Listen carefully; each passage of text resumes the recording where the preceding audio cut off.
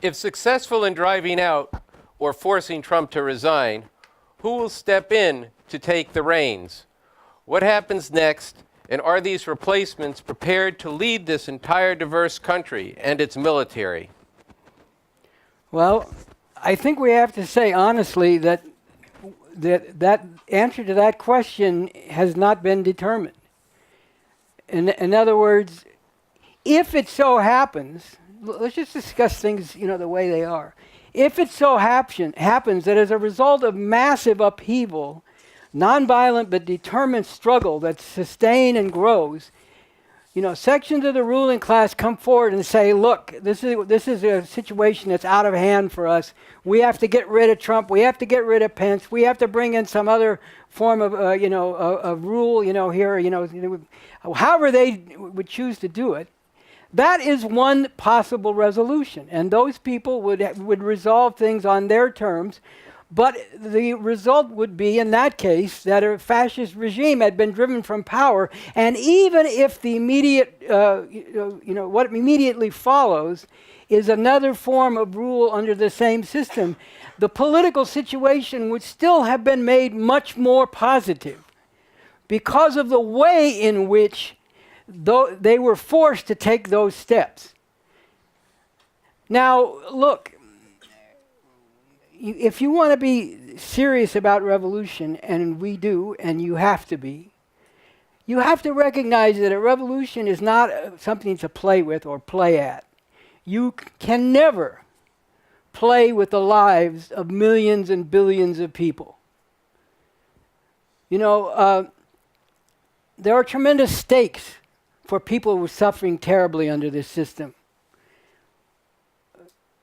People who, like Harriet Tubman, who was a great freedom fighter and led a lot of slaves to freedom.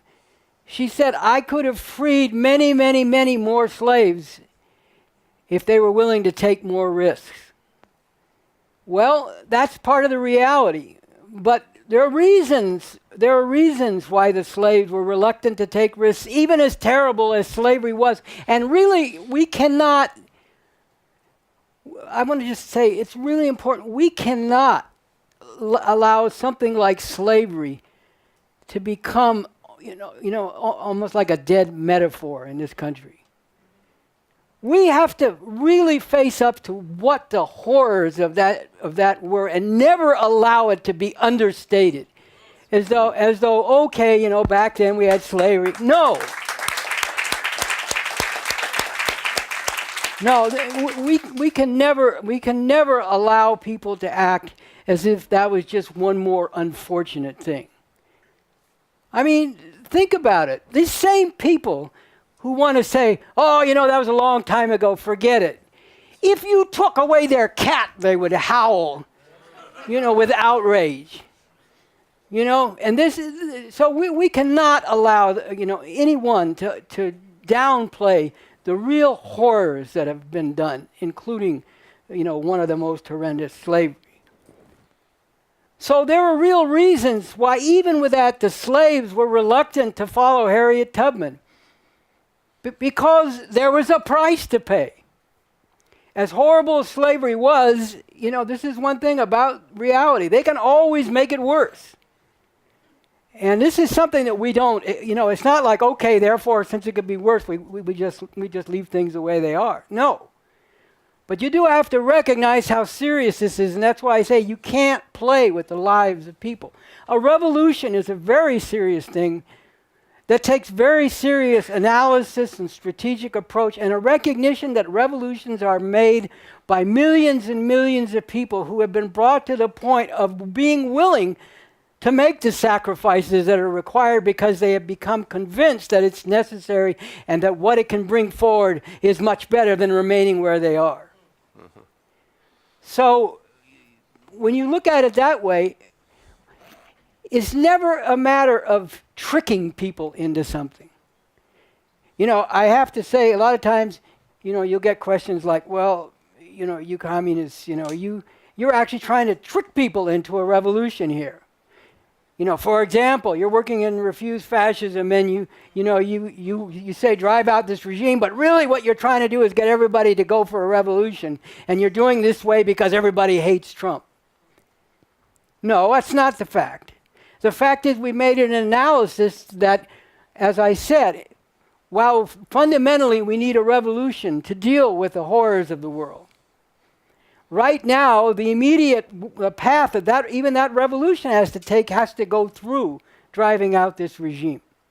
And I have to say, there is a little bit of an assumption and a prejudice smuggled into questions like that. You're trying to trick people into revolution. No, we're very open and honest about that's what we're going for.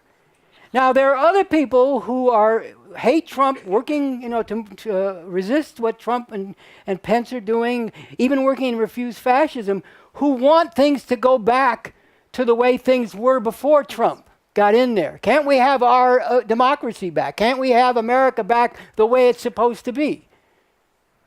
It's interesting that nobody says, well, you're just trying to trick people into getting America back the way it used to be.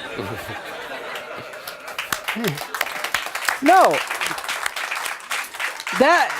that's what you think is the solution, and you're open and above board and saying so. The same with us. We don't agree that that's the ultimate solution and that it's going to be a good thing if that happens. But right now the immediate challenge before us is to defeat and to drive out this fascist regime. And then, frankly, we don't know. Look. Our approach is to be scientific, but science is not the same thing as fortune telling. Science means you actually examine the underlying trends and contradictions and dynamics and things and see where they are leading or different outcomes that might result when that's the case. And then you do your best to try to move things in a direction that you understand they need to go. But you don't always know where everything is going to turn out.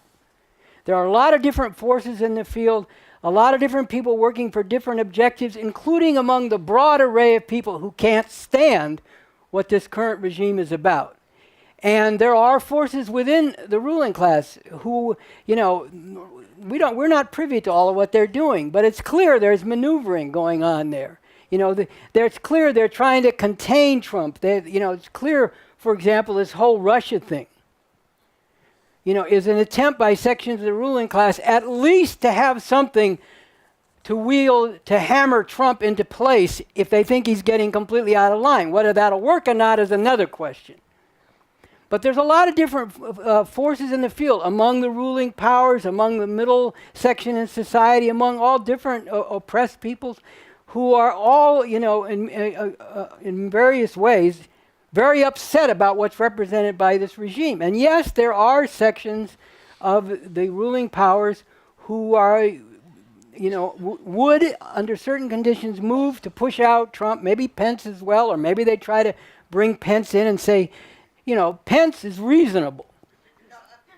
See, this is what we're told. You watch somebody like Bill Maher, and he has David Frum on there. I don't know if you watch this or you're familiar with this. David Frum was a speechwriter for George W. Bush.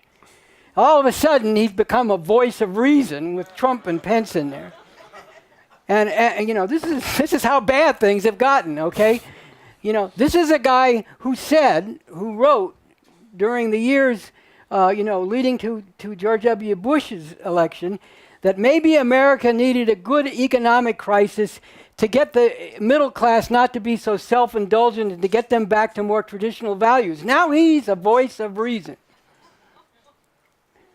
And so, David Frum is on Bill Maher, and he says, well, the best all you people out there who hate Trump can hope for is that Trump gets impeached or something, and Pence comes in. And Bill Maher readily agreed with him. When Pence is every bit the fascist that Trump is. It's just he's a different variety. He's a Christian fascist. And let me make clear, Christian fascism is not the same as all different kinds of Christianity. There are many different people who hold religious views of different kinds.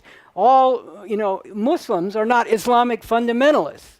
All Christians, in fact, most Christians are not fascists. Some are liberal, some are more, in the center and so on and so forth. Some are even left wing. So, people's religion, the way they view their religion and how they interpret their religious scriptures and so on leads them to take different paths depending on their overall view of things. So I just want to be clear, when I say Christian fascist, it's not fascist is equal to Christian. There is a certain strain of people who are, as I quoted that guy Rich Lang, who are, actually fascists, and Christian fundamentalism is the form of that fascism. Pence said, I am a Christian, a conservative, and a Republican in that order. So, he's telling you, what he is. Now, some people say, every time somebody's conservative, you call them a fascist. Okay, let's be clear. Not every conservative is a fascist, but almost all fascists want to tell you that they're conservatives. So, there are people who may, among the powers that be, who may be maneuvering with, if Trump goes really off the wheels in their view, the wheels come off, he goes off the track, whatever you want to say, that they'll try to maneuver him out and bring in Pence. And that's not an easy thing for them to do either, because there are people out there who are all riled up about Trump who don't think Pence can do the same thing that Trump is doing. For the same reason that sections of the powers that be like Pence better, because he outwardly appears to be more reasonable with his fascism. And, let's be clear. He wants to chain women, into biblical, he's a biblical literalist. Read the Bible literally and see what it says about women and what their position and role is. This is a guy who makes a point. He won't go to dinner with any woman other than his wife. If his wife is not there, why? It's one thing when women have to be worried about going to dinner with a powerful man, what might happen to them. But what's Pence worries about? But this is his traditional view. It's the biblical literalism. That women who are not virgins when they get married should be put to death. That's in the Bible. If you take the Bible literally, that's what you should do. Children who are disrespectful to their parents should be killed. That's in the Bible. If you take the Bible literally, that's what you have to do. Have you ever noticed, by the way, that nobody's ever asked these conservatives who are running the most powerful country in the world, yes it is now, with the most powerful military in the world, even though they brag about it, it's true. Have you ever heard any of these mainstream media people ask them a simple question like, Mr. Pence, how old is the Earth? Do you believe the world was created in 6 days and on the seventh day he rested? What about evolution? Do you accept evolution as a scientifically established fact, which, by the way, it is probably the most solidly established and constantly reinforced by new evidence, theory, and understanding in all of science? You think Mike Pence believes that evolution is a fact? Nobody ever asked him, do you know why? Because, it's embarrassing to have a fucking lunatic in a high office like that. The reason these people don't, in the media and so on, don't like to call these people fascists, because what does it say about their system if people who are prominent in the system and now are sitting in the seats of power are fascists? You see, so this is what we're dealing with. And now, to get back to the question, which is a very important question, and I know I range all over the place, so let me come back to this question. What will replace it is, we do not know for sure. What we can know, because there are things that that a scientific approach can tell us, and other things that science tells us we can't know at that time. Just like when you're investigating, studying a disease. You can learn certain of its features, but at a given time, you may not know everything you need to know about that disease in order to develop a cure, and that's science. So we do not know what the outcome of this would be. What we can say is that if there is the massive and sustained outpouring, nonviolent but determined and sustained, that Refuse Fascism is calling for, if that is actually developed, there is a real prospect that what results from it will be much more positive than what we have now.